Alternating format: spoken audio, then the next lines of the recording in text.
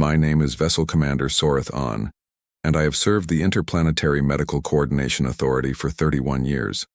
I have overseen plague responses on 17 worlds. I have signed the paperwork that condemned entire colony stations to quarantine, knowing the inhabitants would not survive long enough for rescue. I have watched species go silent on my comm channel, one by one, as a hemorrhagic fever worked through a population faster than our ships could travel. I am not a being given to sentiment. My people, the Valkyrie, do not have the physiological architecture for it. Our scales are pale gray by design, our bioluminescent ridgelines dim and functional, pulsing only when necessary to communicate rank or warning. We are not built for weeping. But I am writing this account because something happened 4 months ago on the frozen station of Kethmara 7 that I cannot explain using any framework my 31 years have given me.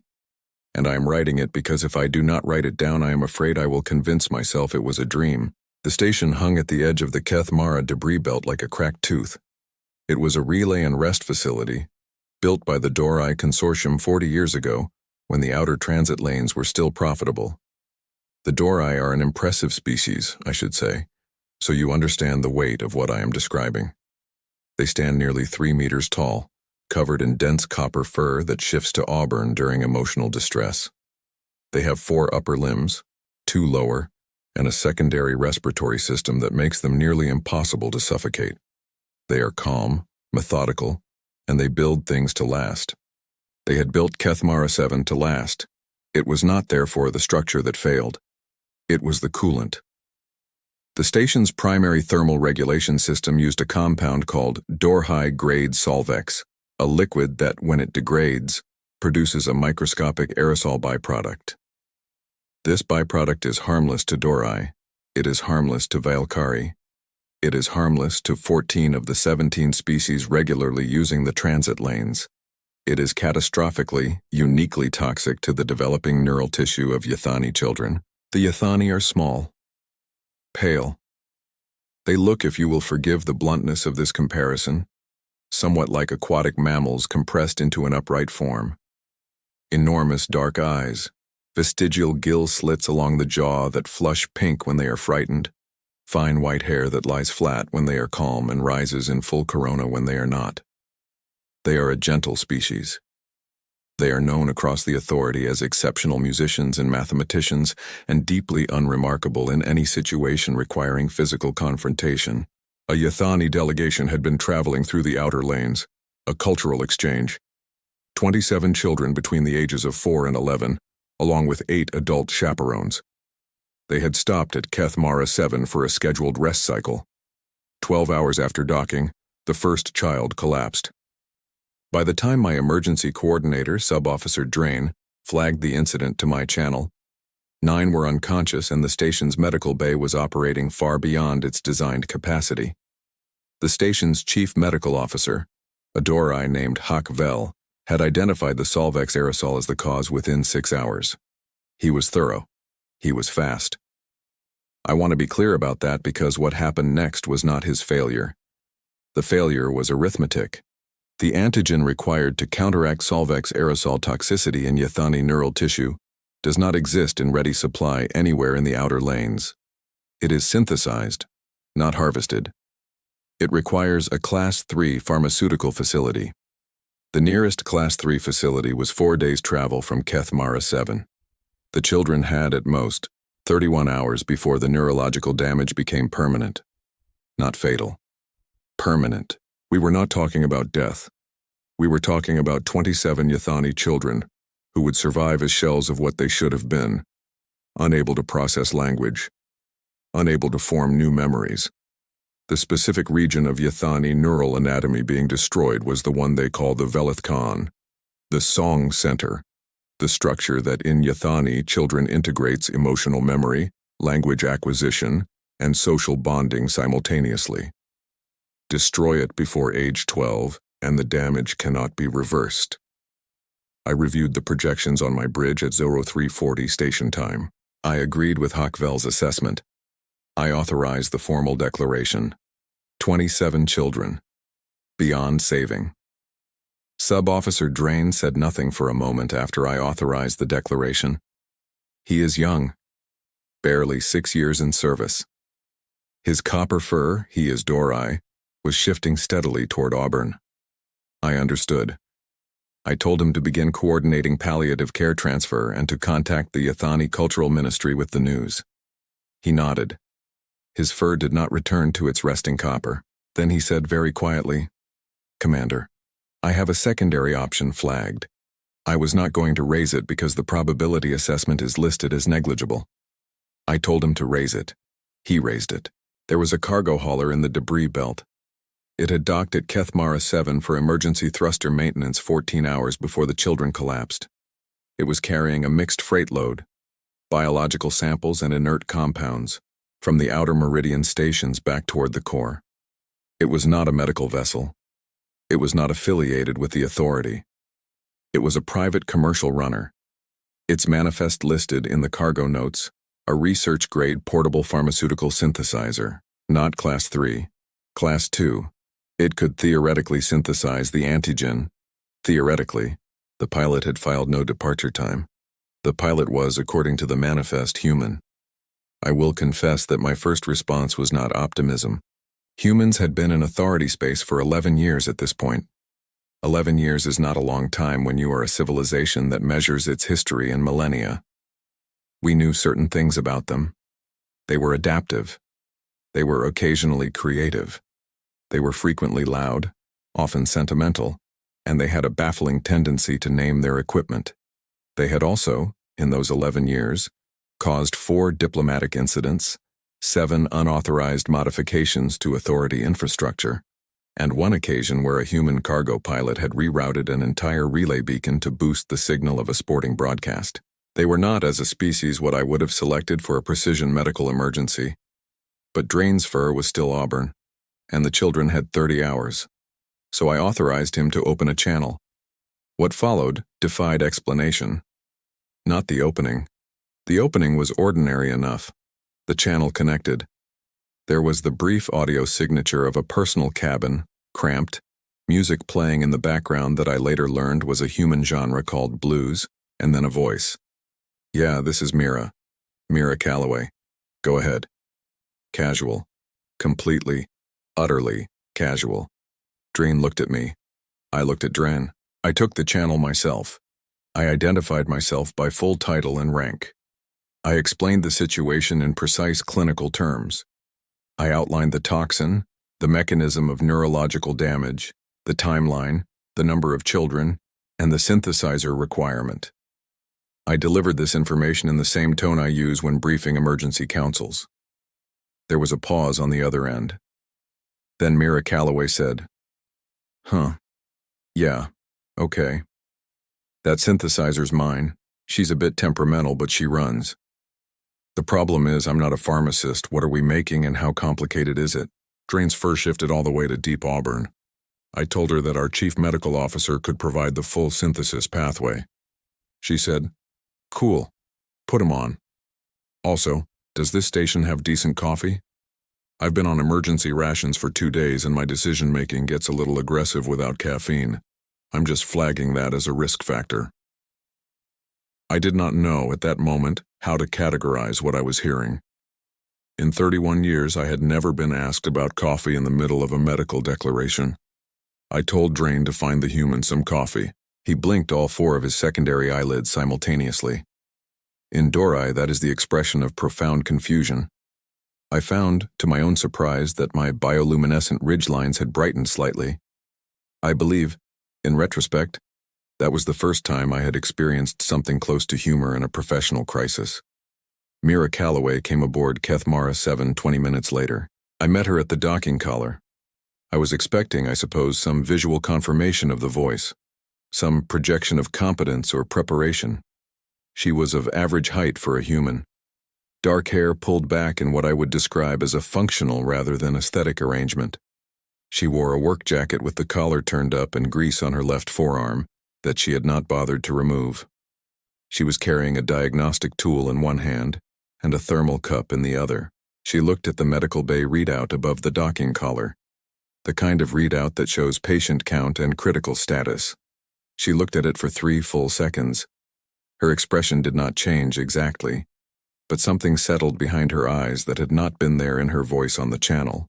Something quiet and very focused. She said, 27 kids. Okay.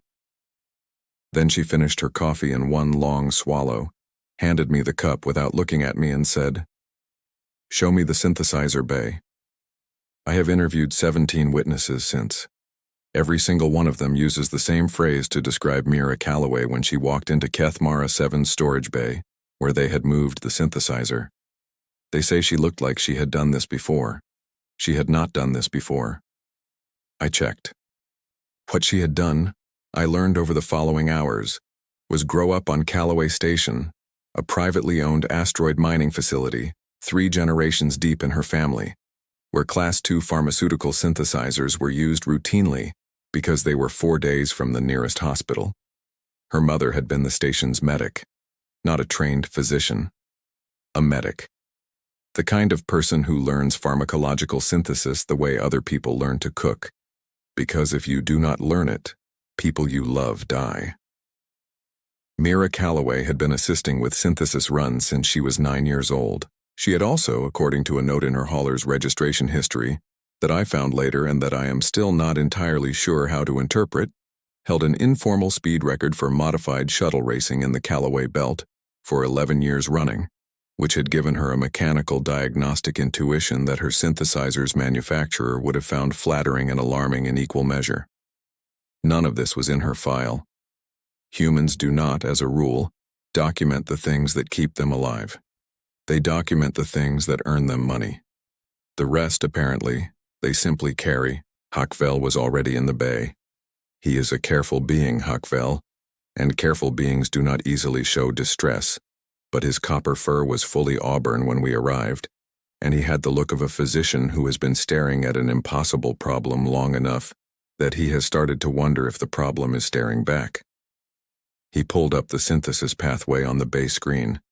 He began to explain it to Mira Calloway. She listened for 45 seconds, then she said, "Okay, stop. I know the base process, the synthesizer, has the reagent index. What I need from you is the Yathani-specific molecular weight tolerances, because my machine's default calibration is set for standard biology, and if I miss the tolerance window on a pediatric dose, I will either undersynthesize or cause secondary neural suppression, and neither of those is an option. Give me the numbers." Huckvel's fur stopped shifting. He stared at her. She looked at him with an expression of polite, slightly impatient attention. He gave her the numbers. She nodded, set her diagnostic tool on the bench, pulled up the synthesizer's calibration interface with both hands and said, without looking up, 27 doses, pediatric weight adjusted. How long do I have? I told her 29 hours and 40 minutes. She said, "That's actually fine. The hard part is the calibration. Once she's dialed in, it's just chemistry." She called the synthesizer she. I looked at Drain. Drain looked at me. "Humans name their equipment," he said very quietly. "Yes," I said. "I have heard this." The next 6 hours were agony, not for Mira Calloway. She moved through them with the unhurried precision of someone performing a task she had performed 10,000 times before, even though she had not performed this task before. Not exactly, not with these compounds, not with these tolerances, not with 27 Yathani children's futures balanced on the calibration margin of a temperamental Class II synthesizer that she was personally coaxing into compliance using a combination of the manufacturer's interface, her own diagnostic tool, and what I can only describe as an ongoing quiet conversation with the machine itself. She muttered to it. Constant, low, professional murmuring. "Come on, Bessie, hold the temp. There you go. No, don't drift. Don't drift. Good girl." I stood at the bay entrance for the first hour. I told myself I was monitoring. I was not monitoring. I did not know what I was doing. Drain stood beside me for the second hour. His fur had shifted back toward copper. Not all the way, but partially.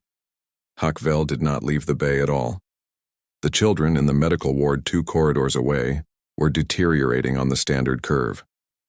I received updates every 40 minutes from the Yathani head chaperone, an adult named Thessaly Vorn, whose gill slits had gone from pink to white with fear, and stayed there. She asked me very quietly during the third update whether the human was making progress. I told her I believed so. It was the most uncertainty I had allowed into a professional communication in 11 years. Here's what I observed standing at that bay entrance, and what I have since tried to explain to 3 separate review boards with limited success. Mira Calloway did not work quickly. That was the first thing that confused me. I had expected urgency, the kind of frantic motion that telegraphs importance.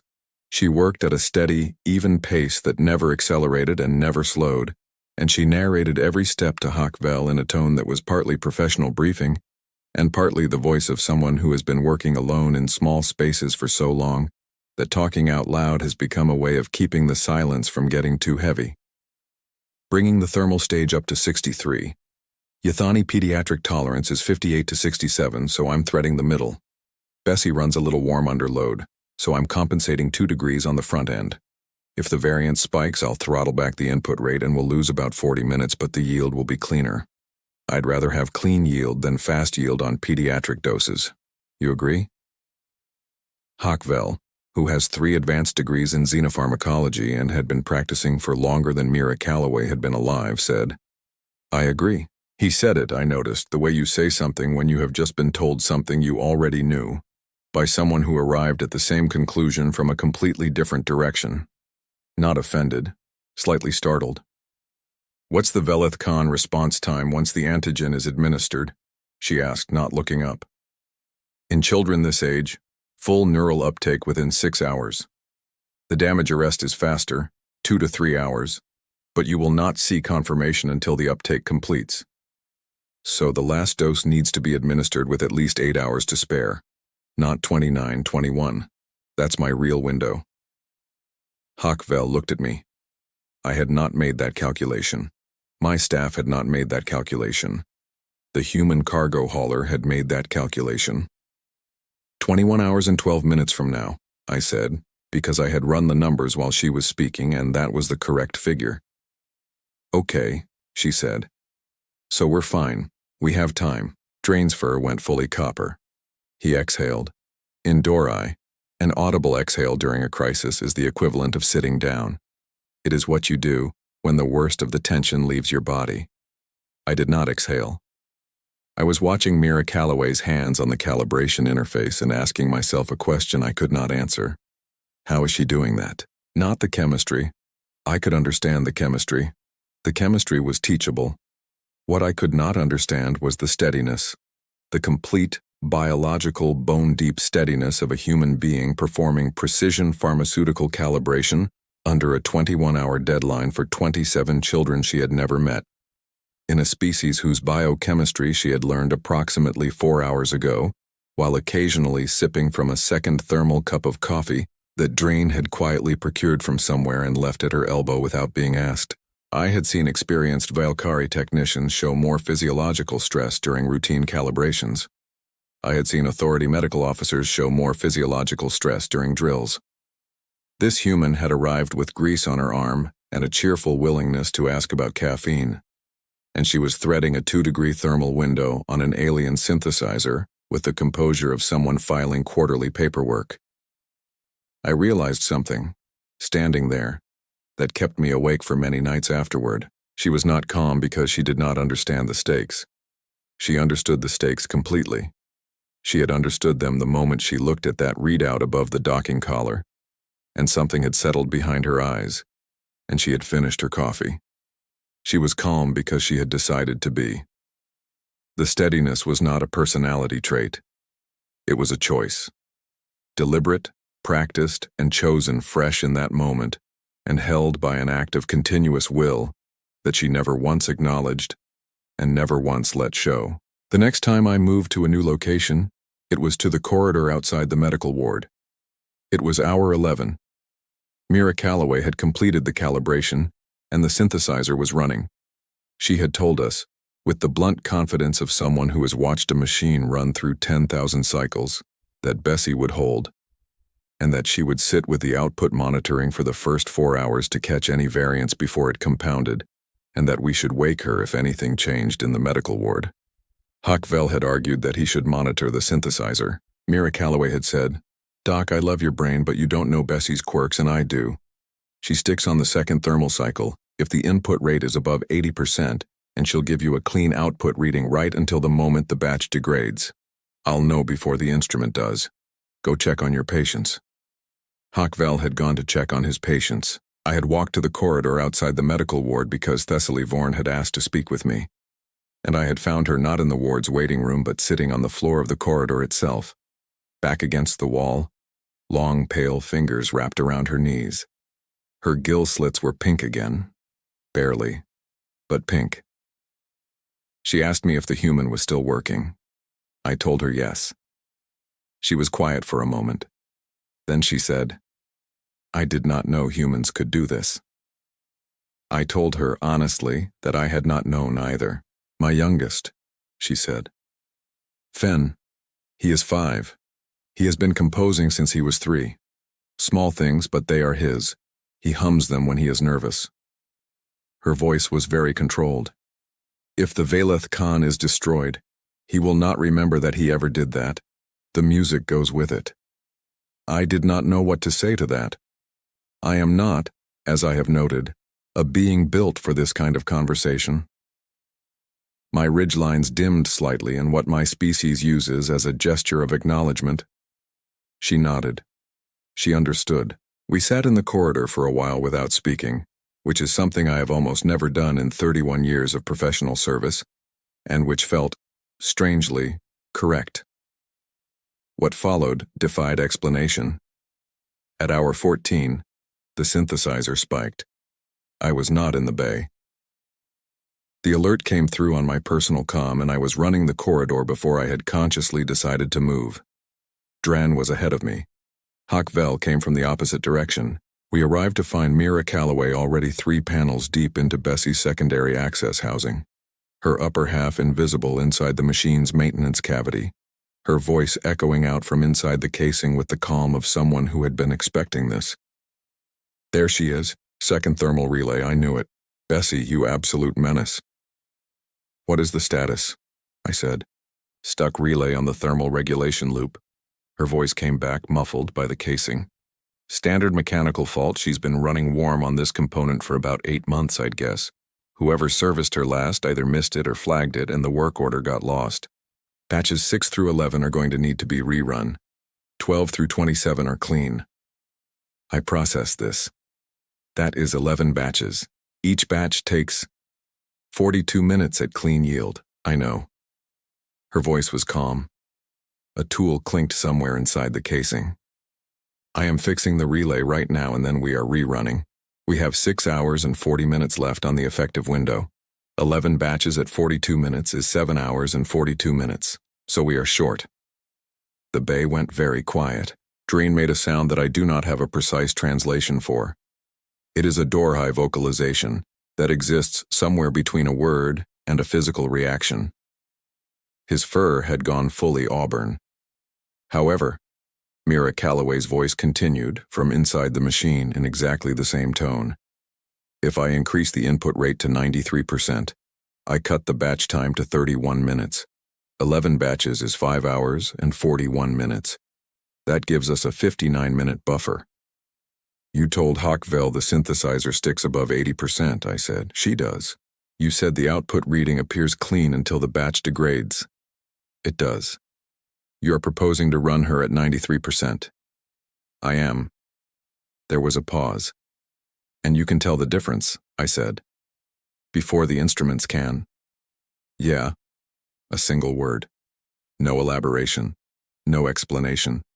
No invitation to interrogate her confidence. I looked at Hockvell. His fur was fully auburn, and he was very still. I looked at Drain. Drain looked back at me with the expression of someone who has stopped trying to apply familiar frameworks to an unfamiliar situation. I looked at the maintenance cavity where Mira Calloway was currently repairing a thermal relay by hand inside a machine that was technically still warm. I said, "Fix the relay." She said, "Already done. Give me 30 seconds to close the housing and we'll run a diagnostic cycle." She was out of the casing in 28 seconds, I counted. She had a small burn on 2 fingers from the relay housing, which she glanced at once and then ignored with the complete indifference of someone for whom minor burns are a category of event too small to require acknowledgement. The diagnostic cycle ran clean. She input the new parameters herself. 93%. The synthesizer accepted them. The thermal readings rose to operating temperature. They stabilized. Dreen grabbed my arm. In 31 years, no junior officer had ever grabbed my arm. I looked at him. His second set of eyelids were fully open. All four of them, which in Dorhai happens only during extreme emotional response, the equivalent of a being holding their breath. He was staring at the output monitor. The readings were clean. Mira Calloway pulled her stool back to the monitoring position, picked up her thermal cup, found it empty, made a brief expression of profound personal disappointment, and set it back down.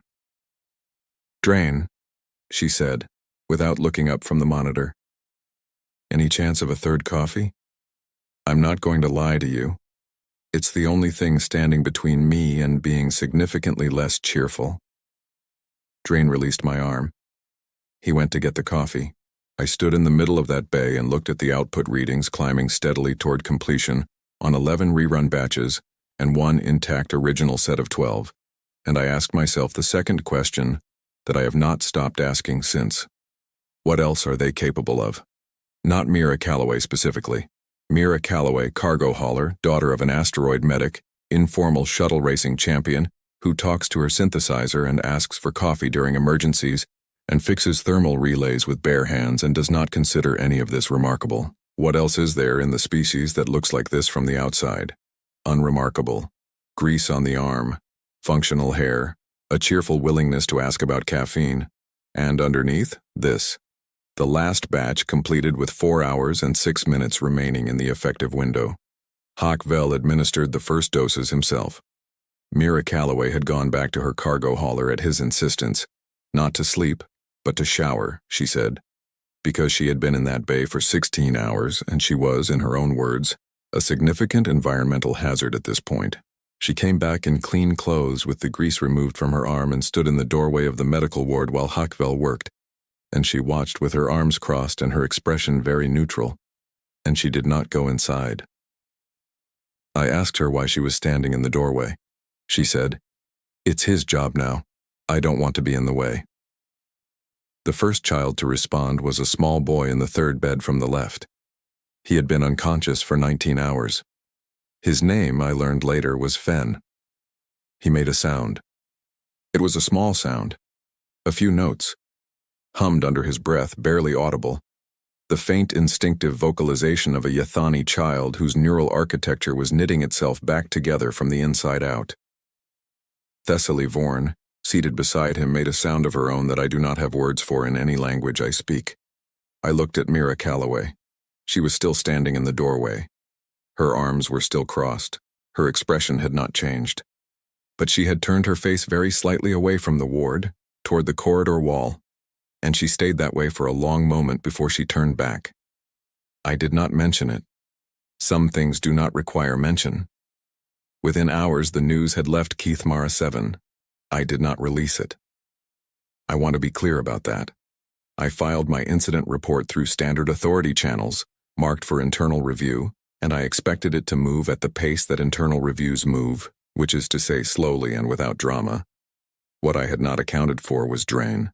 Drain had at some point during the 16th hour of synthesis sent a personal message to his younger sister, who was studying at the Dorai Cultural Institute on the core world of Vethamara. The message contained a brief account of what was happening. His sister had shared it with 3 friends.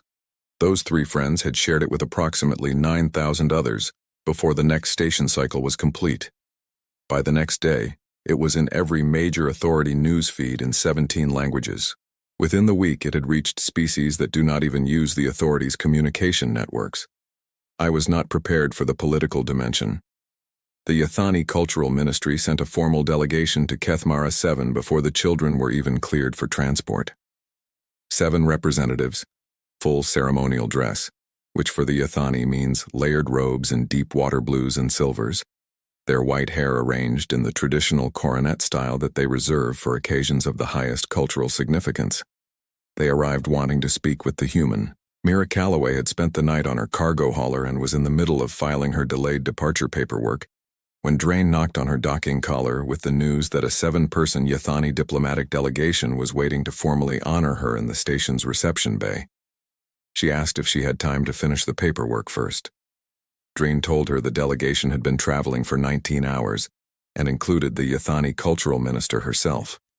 Mira Calloway said, "Okay, yeah, fair enough," and closed her paperwork and came with him. She stood in the reception bay in her work jacket, the clean one, while the cultural minister delivered a formal address in Yathani that the translation system rendered as a speech about the preservation of music, of memory, of the thread that connects a child to their future self, and how that thread had been held together by hands that had no obligation to hold it. The minister then produced from a carried case a disc of deep blue Yathani crystal approximately the size of Mira Calloway's palm. It had been carved into the shape of a Velith Khan, the neural structure, rendered in anatomical detail so precise, it was recognizable even to a Valkyrie with no xenobiology training. It was, the minister explained, the Thessaly Fen Preservation Honor, named jointly for the head chaperone and the youngest child. It had never been awarded before. It had been created the previous night specifically for this occasion, specifically for this human. I watched Mira Calloway receive it. She held it in both hands. She looked at it for a long time. Then she looked up at the minister, and when she spoke, she did not say what I expected her to say. She said, "I want to be honest with you. I did the synthesis. But the person who held those kids stable for 19 hours before I got the doses finished was Hakvel. And the person who identified the toxin in time for there to even be a window was also Hakvel. And the person who ran the numbers and flagged me as an option was a junior officer named Dran, who I'm guessing doesn't get a crystal, but probably should." The minister smiled, in the way Yathani smile, a slow brightening of the gill slits from their resting color to a warm rose. She said that the honor was for the one who had made the impossible possible. Mira Calloway said, "I didn't think it was impossible. I thought it was a tight schedule." The minister's gill slits brightened further. Mira Calloway looked briefly uncomfortable with the attention, glanced down at the crystal in her hands and said, "It's really beautiful. Thank you. I mean that." Then she looked across the bay to where Drain was standing near the entrance, and she held up the crystal slightly in his direction, a small private acknowledgement. His fur went briefly, fully copper. "I have reviewed the diplomatic footage 3 times. That moment is not in the official record. It happened in the peripheral frame. I noticed it because I was watching for it. I do not know why I was watching for it. I think I was watching for it because I had learned over the previous 22 hours that the most important things Mira Calloway did were the ones she did not announce. The children were cleared for transport 4 days later, all 27, full neural function, no residual damage. Hakvel's final assessment used the word complete 3 times in the first paragraph, which for a Dori physician writing a clinical report is the equivalent of weeping with relief. Thessaly Vorn brought Fen to the docking collar on the morning of their departure. She had asked me the previous evening if it would be appropriate to introduce him to the human. I had told her I would ask. Mira Calloway had said, "Yeah, of course, I'd like that." I had not expected that answer. I had expected polite deflection, the same reflex that had made her stand in the doorway of the medical ward, rather than enter, rather than claim any piece of a moment that she had made possible. But she had said yes. And so Thessaly Vorn brought Fen to the docking collar, and Fen stood in front of Mira Calloway and looked up at her with the enormous dark eyes of a 5-year-old Yathani, who did not fully understand what had happened but understood, in the way that young children understand things before they have language for them, that this person mattered. He hummed 3 notes. They were the same 3 notes I had heard from the medical ward, faint and instinctive, the fragment of something that lived in the part of him that had almost been lost. Mira Calloway crouched down to his level. She listened to the 3 notes. Then she hummed them back. Not perfectly. Her human vocal range is not built for Yathani pitch, but close. Close enough that Fenn's eyes went wide and his white hair rose in a full corona, and he laughed. The bubbling open laugh of a 5-year-old who has just discovered something wonderful. Thessaly Vorn's hand found my arm. I let her hold it. We stood there in the docking collar of Keithmara 7, a Valkyrie station commander and a Yethani chaperone, watching a human cargo hauler trade 3 notes with a child who still had his music, and neither of us said anything at all. Mira Calloway left Keithmara 7 6 hours after the Yethani transport departed. She filed a standard departure report. She listed her delayed freight as the reason for the extension of her docking period and noted the synthesizer use in her equipment log with the clinical brevity of someone recording a routine maintenance event. She did not file any compensation claim with the authority, which she was entitled to do. I reviewed her departure log personally. Under the field marked notable events during docking periods, she had written, "Medical assist Yethani delegation. Synthesizer performed well." That was all. I sat with that entry for a long time. Synthesizer performed well. 27 children. 1 impossible calibration. A thermal relay fixed by hand inside a warm machine. 11 batches rerun against a closing window. A species music preserved. Synthesizer performed well. 3 months have passed. I have returned to my regular duties.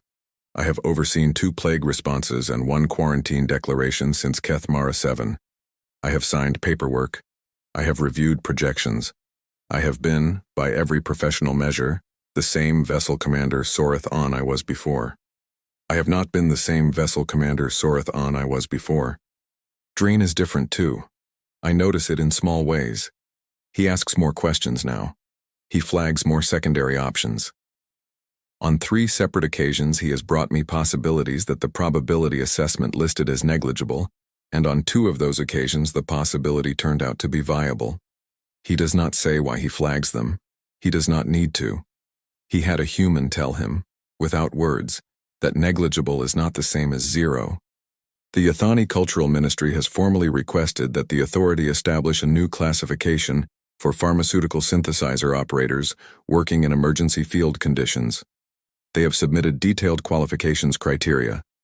The criteria, I noticed, describe with some precision the exact combination of skills and background that Mira Calloway happened to possess. They are trying to find more of her. I am not certain they will. I am not certain she is replicable. I am not certain that what she carried, that steadiness, that choice to be calm, that bone-deep competence assembled from an asteroid childhood and a mother who taught herself pharmacology, because the alternative was unacceptable, I am not certain that can be found in a qualification standard. But I understand why they are looking. The Dorhai have requested a joint cultural exchange program with human settlements in the outer lanes. The stated purpose is infrastructure knowledge sharing. I have read the internal proposal. What they actually want is to understand how humans build the kind of people that Mira Calloway is, how they are made, what conditions produce them, whether it is the asteroid belts or the isolation or the long tradition of solving problems with whatever is in reach and a willingness to talk to machines as though they can hear you. I do not think the Dorhai will find a clean answer. I do not think there is one.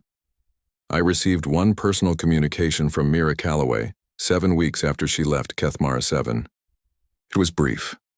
She said she had heard about the new pharmaceutical synthesizer certification proposal and that she thought it was a good idea, and that she had submitted some technical notes on Class 2 synthesizer calibration quirks to the authority database in case they were useful, and that Bessie was running well and she had finally gotten the second thermal relay properly serviced by someone with the right tools.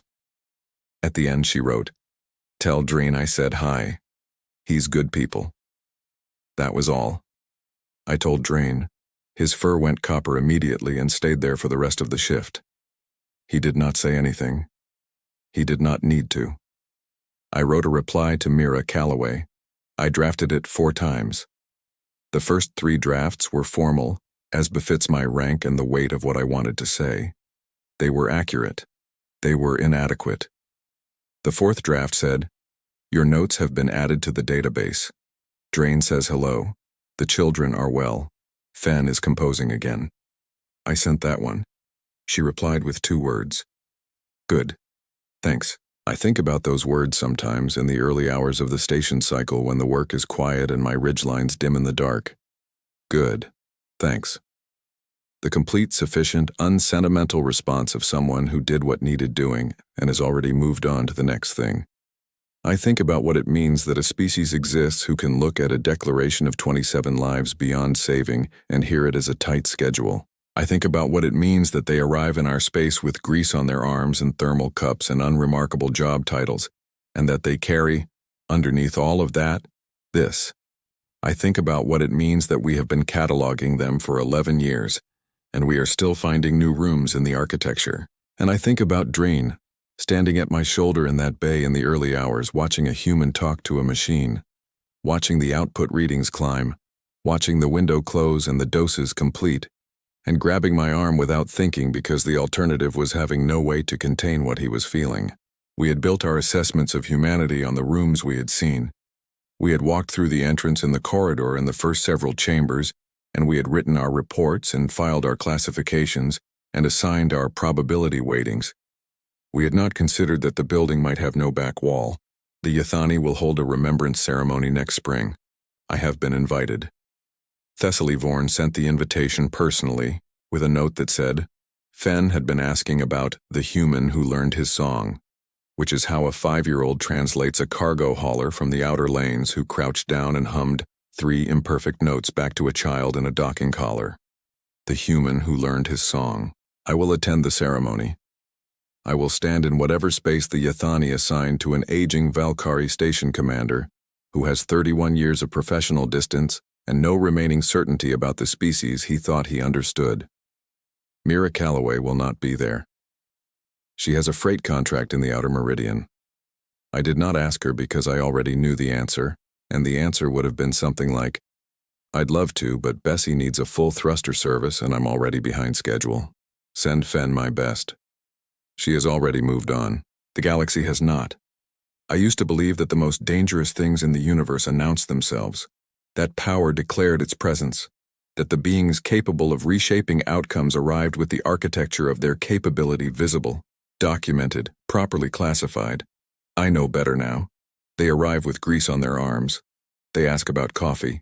They talk to their machines. And when we have declared the situation beyond saving, when we have run the numbers and signed the paperwork and begun composing the notification to the families, they look at the readout and they say, quietly, to no one in particular, that's actually fine, and they get to work. We had opened our doors to them and called them unremarkable. We had measured their ships and cataloged their biology, and assigned their probability ratings and filed our assessments and believed, in the comfortable certainty of our 31 years and our millennia of recorded history, that we knew the shape of what we were dealing with. We had welcomed wolves and called them cargo haulers, and the wolves had crouched down in a docking collar and learned a child's song, and moved on before we remembered to be afraid.